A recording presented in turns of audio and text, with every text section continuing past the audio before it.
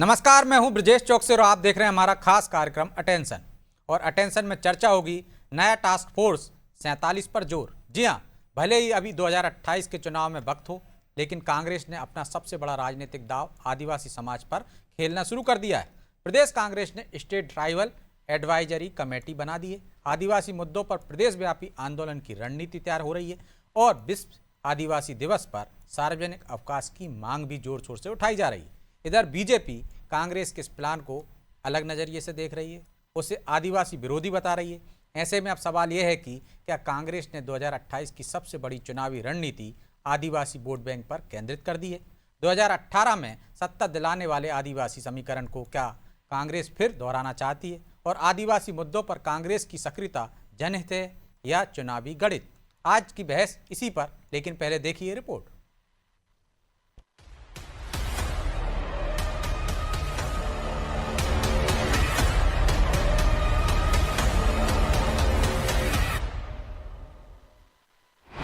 कांग्रेस का आदिवासियों पर ध्यान, आखिर क्या है प्लान? प्रदेश की सियासत में एक बार फिर आदिवासी सियासत के केंद्र में आ गए हैं। कांग्रेस ने आदिवासी मुद्दों को लेकर बड़ा प्लान तैयार करना शुरू कर दिया है। जिला स्तर से लेकर दिल्ली तक आंदोलन की रणनीति बनाई जा रही है। सवाल यह है कि अगर कांग्रेस की आदिवासी समाज की याद अभी क्यों आई?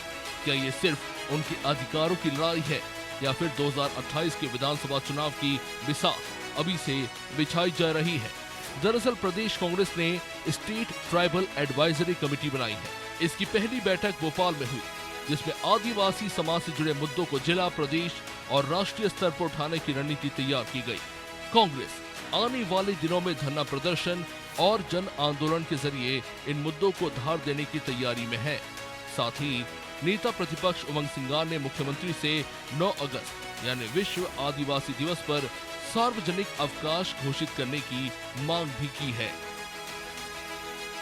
आदिवासियों का जो विश्व आदिवासी दिवस मनाया जाता है और जिसके अंदर आदिवासियों के मुद्दों को लेकर चर्चा हो, सरकार उस दिन छुट्टी रखे, ये हमारा ऐच्छिक अवकाश की वजह, ताकि हर आदिवासी समाज अपने जाजम पर बैठ के, अपने गांव की जाजम पर बैठकर चर्चा कर सके, विकास की बात, आर्थिक बात, सामाजिक मुद्दों को लेकर। ये हमारी मांग है कांग्रेस विधायक दल। इधर बीजेपी ने कांग्रेस की इस मुहिम पर पलटवार किया। बीजेपी का कहना है कि प्रदेश में पहले से ही 15 नवंबर यानी भगवान बिरसा मुंडा जयंती पर सार्वजनिक अवकाश है, जिसे जनजातीय गौरव दिवस के रूप में मनाया जाता है। ऐसे में कांग्रेस की नई मांग बिरसा मुंडा का अपमान है। देखिए, इसे मैं बिरसा मुंडा जी का अपमान मानता हूं उमंग सिंगार जी के द्वारा। जब बिरसा मुंडा जी के उस पुण्य दिवस पर इस मध्य प्रदेश और इस देश का हर एक आदिवासी अपने आदिवासी उत्सव को मनाता है, अपने जनजाति होने के आनंद को अवसर के रूप में मनाता है, ऐसे में वो विदेश से निकले हुए किसी मूल निवासी दिवस की ओर इस समाज को ले जाना चाहते हैं। बिरसा मुंडा जी आदिवासी समाज के गौरव हैं। उनके दिवस पर ही आदिवासी समाज अपने गौरव को मनाता है। उमंग सिंगार अपनी राजनीति के कारण आज बिरसा मुंडा जी का भी अपमान करने चाहिए। देखा जाए तो प्रदेश की राजनीति में आदिवासी वोट निर्णायक माने जाते हैं। प्रदेश की तकरीबन 21% आबादी आदिवासी है। 47 विधानसभा सीटें अनुसूचित जनजाति के लिए आरक्षित, जबकि 30 से ज्यादा सीटों पर आदिवासी मतदाता जीत हार का फैसला तय करते हैं। 2018 के विधानसभा चुनाव में आदिवासियों ने कांग्रेस को समर्थन दिया, इसका फायदा उसे सरकार बनाने में मिला। लिहाजा एक बार फिर कांग्रेस उसी सामाजिक आधार को मजबूत करने की कोशिश करती दिखाई दे रही है। लेकिन बीजेपी की रणनीति के आगे कांग्रेस अपने प्लान में कितना कामयाब हो पाएगी, ये तो वक्त ही तय करेगा। ब्यूरो रिपोर्ट, अनादि टीवी।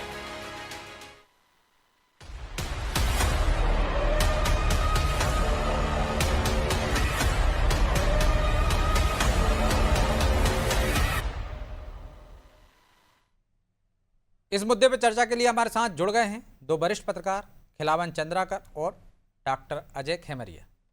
आप दोनों का बहुत बहुत स्वागत है। और खिलावन जी, शुरुआत आपसे ही करते हैं।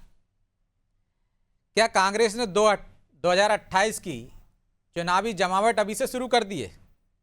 कैसे देखते हैं इस अभियान को उनके? ये अभियान पूरी तरह से चुनावी जमावट ही है कांग्रेस की। हम्म। और कांग्रेस पिछले 4-5 वर्षों से लगातार आदिवासी दिवस, विश्व आदिवासी दिवस मनाती आई है। अ, वो तो घोषणा भी कमल की थी ना कमलनाथ जी ने कमलनाथ के अवकाश की। शासनकाल में, हाँ, कमलनाथ के शासनकाल में घोषणा भी हो गई थी कि हम आदिवासी दिवस पर 9 अगस्त को हर साल अवकाश रखेंगे। इस तरह की घोषणा भी कर दी गई थी। लेकिन मुझे लगता है कि वो घोषणा पूरी नहीं हुई और सरकार चली गई थी उस समय। और अभी से कांग्रेस, निश्चित तौर पे मैं कह सकता हूं कि कांग्रेस की जो कार्यप्रणाली या कांग्रेस ने जो आदिवासी दिवस को धूमधाम से, जोर से मनाने का जो निर्णय लिया है, वो निश्चित तो रूप मांग से कर रहे हैं सरकार से बड़ा निर्णय कि है। और अवकाश सरकार घोषित मांग भी कीजिए। कर रहे हैं कि अवकाश घोषित कीजिए, ये मांग भी उनकी है। और साथ साथ सिर्फ कांग्रेस ही नहीं, मैं आज धार की खबर देख रहा था, धार से, झाबुआ से, अलीराजपुर से, मंडला से, बैतूल से, प्राय हर जिले में आदिवासी जो संगठन है, आदिवासियों का जो संगठन है, वो इसे जो है ना धूमधाम से मनाने की कोशिश कर रहे हैं। सांस्कृतिक कार्यक्रम कर रहे हैं, बिरसा मुंडा जी को याद किया जा रहा है, अन्य जो योद्धा हैं आदिवासी समाज के, उनको भी याद करने की कोशिश की जा रही है।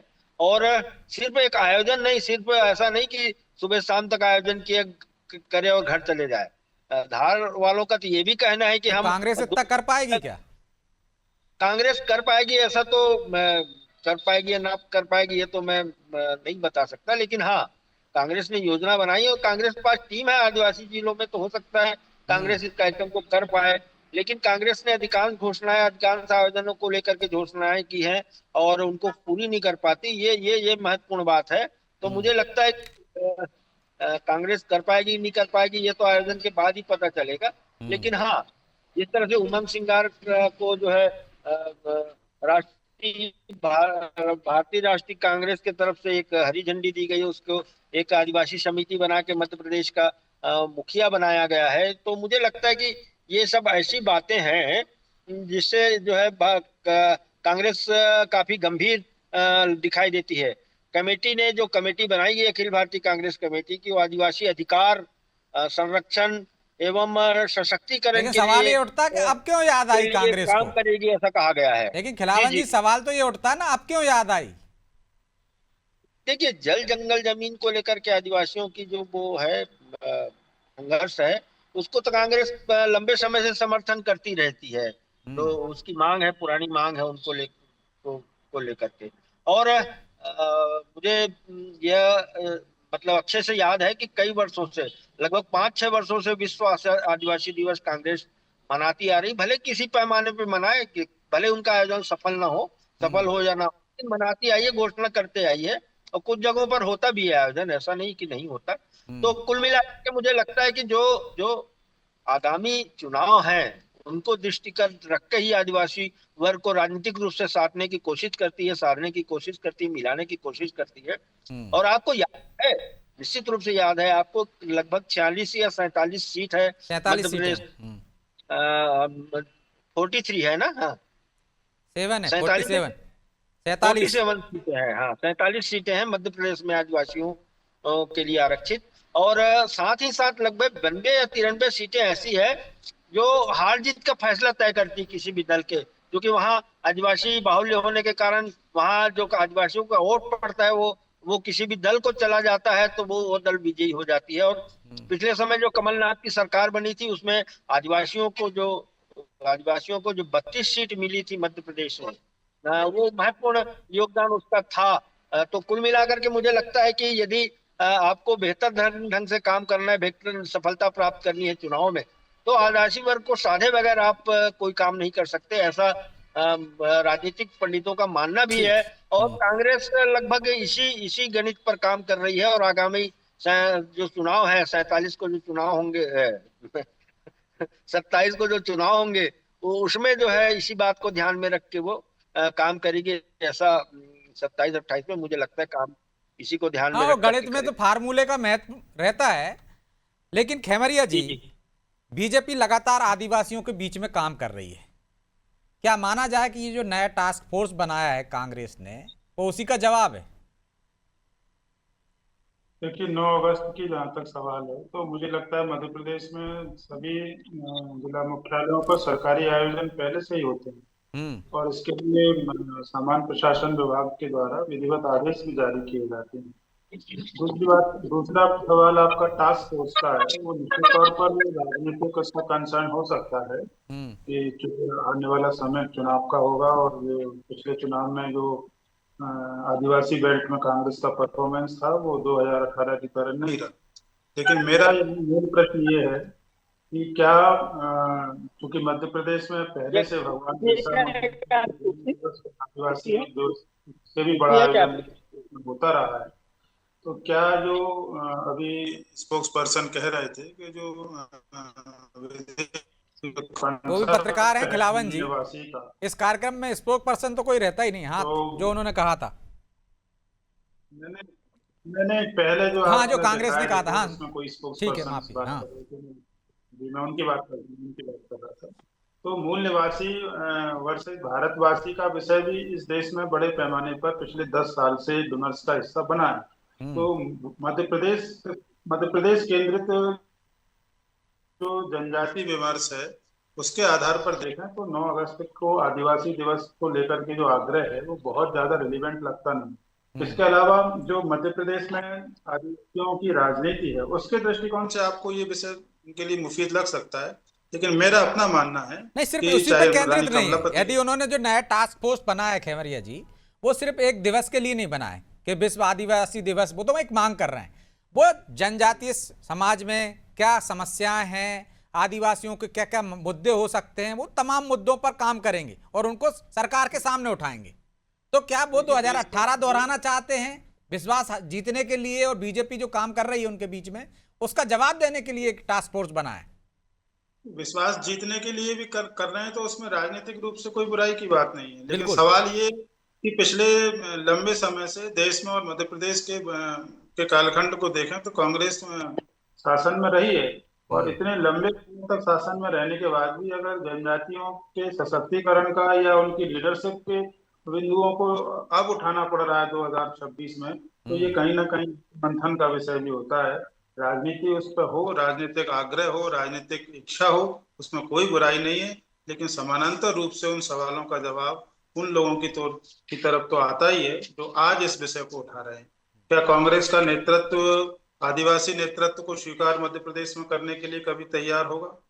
ये सवाल जब दिग्विजय सिंह जी जब मुख्यमंत्री थे तब भी आदिवासी मुख्यमंत्री की मांग उठती रही है, अविभाजित प्रदेश में भी ये मांग उठती रही है। तो जो मेन स्ट्रीम की लीडरशिप है या कांग्रेस के शासन काल में मुख्यमंत्री की कुर्सी है या बड़े की पोस्ट की बात है या प्रदेश अध्यक्ष स्तर की बात है, तो वहां का रिप्रेजेंटेशन पिछले आधार पर देखने की आवश्यकता है। और अगर कांग्रेस इस दिशा में बढ़ रही है तो आदिवासियों के हित की दृष्टिकोण से देखा जाए तो इसमें कोई बुराई नहीं है। टास्क फोर्स बने, टास्क फोर्स सरकारी स्तर पर भी पहले बने हैं, एसटी कमीशन भी पहले से बना हुआ है, उसकी भी तमाम रिकमेंड्स हैं, स्टेट के एसटी कमीशन होते हैं उनकी भी रिकमेंड्स हैं, पार्लियामेंट में जो कमेटियां होती हैं उनकी भी तमाम रिकमेंडेशंस हैं। तो देश भर में जब कांग्रेस की सरकारें थी तब या राज्यों में जिन राज्यों में कांग्रेस की सरकारें हैं वहां पर आदिवासियों के एम्पावरमेंट के लिए, उनकी लीडरशिप डेवलपमेंट करने के लिए क्या किया गया है, इसको विमर्श में लाने की आवश्यकता है।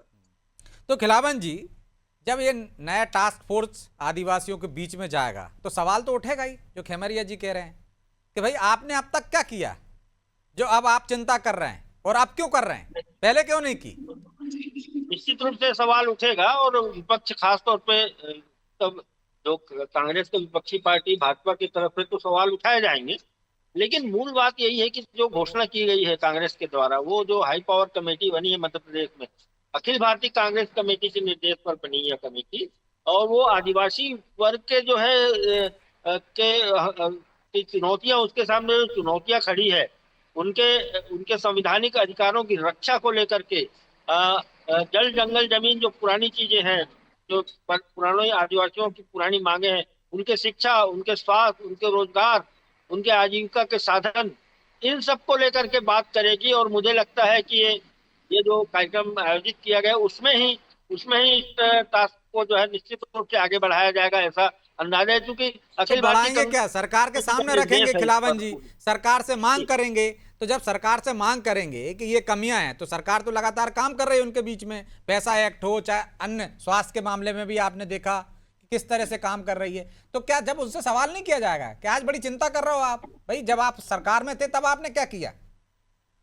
निश्चित तौर पे मध्य प्रदेश तो की कैसे सरकार भरोसा और करेंगे आदिवासी कांग्रेस पर फिर? निश्चित तौर पे मध्य प्रदेश की सरकार और जो है केंद्र की सरकार बहुत सारी योजनाएं जो है आदिवासियों पर केंद्रित होकर चला रही है। और खास तौर पे आपने मध्य प्रदेश सरकार के पिछले 6-7 सालों में रुख देखा होगा, चाहे वो बिरसा मुंडा हो, चाहे वो जनजातीय गौरव दिवस मनाते हैं वो। हाँ, गौरव दिवस मनाया जा रहा है, जो जबलपुर के या छिंदवाड़ा के या जो है वो खरगोन धार के, ये सब आदिवासी जो महापुरुष हैं उनको सब मिला करके उनके जयंती मनाना, उनको उनके पुण्य तिथि मनाना, उनको के तिथि को जो गौरव दिवस के रूप में मनाना, ये सब की जा रही है। साथ ही इस वर्ग के उत्थान, चाहे स्वास्थ्य के दृष्टिकोण से, चाहे शिक्षा के दृष्टिकोण से, चाहे आपने शहरी आदिवासियों के लिए जो महिलाओं को 10,000 रुपये प्रति माह देने की बात है, उसको लेकर ये तो तमाम योजनाएं हो गई। नहीं, खेमरिया जी ने एक और तरफ इशारा किया था खिलावन जी कि चेहरा कौन, ऐसा कौन चेहरा है चाहे बीजेपी में या कांग्रेस में जिसकी बात और जिस पर भरोसा आदिवासी समाज करे? है कोई चेहरा नजर आता है आपको? नहीं, ऐसा कोई चेहरा तो अभी जो सर्वमान्य चेहरा है वो नजर नहीं आता, लेकिन अखिल भारतीय कांग्रेस कमेटी ने मध्य प्रदेश में विधानसभा के नेता प्रतिपक्ष उमंग सिंगार पर विश्वास जताया है और उन्हीं की अध्यक्षता में क्या सिंगार आदिवासियों के नेता बन पाए या वो धार से निकल पाए, आदिवासियों के नेता बन पाए? नहीं, अभी तक तो नहीं निकला है, क्योंकि वो कांग्रेस कमेटी के द्वारा घोषित है और वो क्या कार्य कर रहे हैं ये हम आपके और हम सबके सामने है। वो आदिवासी वर्ग का सर्वमान्य नेता नहीं बन पा रहे हैं। जिस तरह से चाहे वो पूर्व उप मुख्यमंत्री जमुना देवी हो या कुछ समय के लिए जिस तरह से दिलीप सिंह भूरिया बने थे, तो इस तरह के आदिवासी चेहरा के रूप में उनको जो है बहुत ज्यादा मान्यता अभी नहीं मिल पाई है। और मुझे लगता है कि उनके जो प्रयास है 9 अगस्त को दिखेंगे कि मैदानी स्तर पर उनका क्या कितना प्रयास था। और चूंकि इन दिनों कम से कम अभी जो चुनाव चल रहे हैं, उपचुनाव चल रहे थे, इसलिए जो है दोनों के बीच में प्रदेश कांग्रेस कमेटी के अध्यक्ष और नेता प्रतिपक्ष दोनों के बीच में जो है बहुत सामंजस्य दिख रहा था। और यदि 9 अगस्त तक यही सामंजस्य दिखता रहा तो मुझे लगता है कि कुछ ना कुछ तो आयोजन को सफल बनाने की कोशिश में कांग्रेस लगेगी। लेकिन हाँ, क्योंकि योजनाएं बहुत सारी मध्य प्रदेश सरकार संचालित कर रही है और आदिवासियों के उत्थान के लिए बहुत काम कर रही है, इसलिए भाजपा का तो आरोप रहेगा ही रहेगा और भाजपा इस आयोजन को लेकर के उंगली उठाएगी निश्चित तौर पर। आप देखें खेमरिया जी, क्या आदिवासी समाज भावनात्मक मुद्दों पर वोट करता है या विकास पर? देखिए, अभी तक का जो ट्रेंड है पिछले 2 दशक पे अगर हम ध्यान से देखें तो कोई भावनात्मक मुद्दे बहुत ज्यादा वोटिंग बिहेवियर में ट्राइबल बेल्ट में देखने को नजर नहीं आते। वहाँ स्थानीय नेतृत्व और जो सरकार से जो हितग्राही मूलक योजनाएं हैं वही ज्यादा वोटिंग बिहेवियर में रिफ्लेक्ट होती आई हैं। मेरे अपने क्षेत्र में सहरिया आदिवासी बड़ी संख्या में हैं, जिनका जिक्र अभी चंद्राकर जी कर रहे थे। तो मैं नहीं मानता कि भावनात्मक आधार पर, और भावनात्मक मुद्दे की अगर खोज करेंगे तो सबसे बड़ा स्थानीयता का भाव होता है। बिल्कुल। मध्य प्रदेश की जिन नायकों की चर्चा भील खंडवा से लेकर के जबलपुर तक जिन नायकों की चर्चा भी की है चंद्राकर जी ने, उन्हें किस तरीके से समाज में प्रतिस्थापित करने का काम पिछली सरकारों में इस बीजेपी सरकार कर रही है। इतिहास के पन्नों में कैद थे, उन्हें पन्नों से बाहर निकाल कर समाज के बीच में लेकर आए। अब भोपाल में अगर कमलापति का वैभव स्थापित हो रहा है, शंकर साहा स्थापित हो रहे हैं, टंटा भील को लेकर के विमर्श खड़ा हो रहा है, तो मुझे लगता है ये मामले भावनात्मक तौर पर ज्यादा उद्वेलित करते हैं और मतदान व्यवहार को प्रभावित करते हैं, ना कि राजनीतिक स्तर पर की गई बड़ी घोषणा। तो इस तरह के प्रयास से क्या जो बीजेपी का वोट बैंक है आदिवासी हो गया 50%, क्या उसमें सेंध लगा पाएगी कांग्रेस? क्योंकि कांग्रेस का ही वोट बैंक रहा है, वो कोशिश कर रही है कि 2018 के परिणाम आ जाएं, उससे पहले जो आदिवासी उनके भरोसा करते रहे वो भरोसा वापस आ जाए। देखिए प्रतीकों का अपना एक महत्व होता है। क्या मेरे से पूछ रहे हैं? हाँ जी, आप ही से पूछा। मैं प्रतीकों का अपना एक महत्व होता है। आज जब जनजातीय क्षेत्रों में लोग जाते हैं तो लोगों को ये गर्व होता है कि देश के राष्ट्रपति महामहिम एक आदिवासी वर्ग से आती हैं। तो भावनात्मक तौर पर ये चीजें बहुत महत्वपूर्ण रहती हैं। पिछले 75 साल में पहली बार कोई महिला राष्ट्रपति बनी, तो इसका भी एक महत्व है। और जो अस्मिता से जुड़े हुए सवाल हैं जिनका जिक्र हम महापुरुषों का कर रहे हैं, तो स्थानीय स्तर पर वो प्रतीक निश्चित तौर पर महत्व रखते हैं, और प्रतीकों के माध्यम से लोकतंत्र में वोटिंग बिहेवियर बहुत गहराई से प्रभावित होता है। हमने देखा है किसी बड़े नेता की मृत्यु पर सहानुभूति के बाद उसके परिजन चुनाव जीत जाते हैं। तो एक नया सामाजिक और राजनीतिक समीकरण देश के अंदर पिछले 10-15 सालों में निर्मित हुआ है। इसमें स्थानीयता का भी भाव है और अस्मिता के भाव भी है। तो मुझे लगता है निश्चित तौर पर जो अभियान पिछले 10-15 साल में जनजातीय गौरव को स्थापित करने के लिए देश भर में और मध्य प्रदेश में खासतौर पर हुआ है, उसका प्रभाव जनजातीय मतदान में। तो खिलावन जी, क्या 2028 में कांग्रेस अपने इस अभियान में सफल नहीं होती तो क्या आदिवासियों का भरोसा नहीं जीत पाती है, तो वो सत्ता में वापसी कर पाएगी? मुझे नहीं लगता ब्रजेश जी की बिना आदिवासी के वोटर के जो है कांग्रेस जो है सत्ता में वापस आ जाए मध्य प्रदेश में, ऐसा कम महसूस होता है। क्योंकि मैं कहना चाहता हूँ, बताना चाहता हूँ आपको ही मालूम है जी के शासन काल में जब लगभग 85% 80 से 85% वोटर आदिवासी वोटर जो है कांग्रेस के पक्ष में जाती थी। उसके बाद वही हाल राजीव गांधी के का शासन काल में भी रहा। और जब प्रथम बार 93 में मध्य प्रदेश के मुख्यमंत्री दिग्विजय सिंह ने सरकार बनाई, तो उसमें 31 सीटें जो है आदिवासी वर्ग के 47 में से जीती थी। बाद में दूसरी बार जब 97 में सरकार बनी, 98 में, तो भी जो है 33 सीटें जो है कांग्रेस जीत कर आई थी और सरकार बनाई थी दूसरी बार। इसी तरह आपने देखा होगा जब कमलनाथ जी का शासन आया, कमलनाथ जी सरकार में आए, उस समय उसके पास 31 सीटें थी, 31 या 30 सीटें थी लगभग, मुझे ध्यान बिल्कुल नहीं रहा, 30 सीटें थी 47 में से। अर्थात उस समय भी निश्चित रूप से आदिवासी जो आरक्षित वर्ग है, आदिवासी आरक्षित सीट है, उसकी संख्या पर सरकार बनाना निर्भर रहा। और एक बात और है जो हम उस समय अध्ययन किए थे तो ध्यान है हल्का हल्का, कि कमलनाथ की जब सरकार बनी और कमलनाथ ने जो 111 सीटें जीतने में, 114 सीटें जीतने में सफलता प्राप्त की, उसमें लगभग जो 90 सीटें थी आदिवासी बाहुल्य, उसमें से अधिकांश सीटें जो आदिवासी जो मतलब कह सकते हैं सत्ता की चाबी आदिवासियों के पास ही है। माफी चाहता हूं चंद्राकर जी, क्योंकि समय की बाध्यता है इसलिए आपको बीच में रोक रहा हूं। चर्चा को यहीं विराम देना होगा। आप दोनों मेहमानों का बहुत बहुत धन्यवाद। तो मध्य प्रदेश में सत्ता की चाबी कहा जाता है कि आदिवासियों के हाथ में। शायद यही वजह है कि दोनों ही मुख्य दल कोशिश में लगे हुए हैं कि इस वोट बैंक को साधा जाए।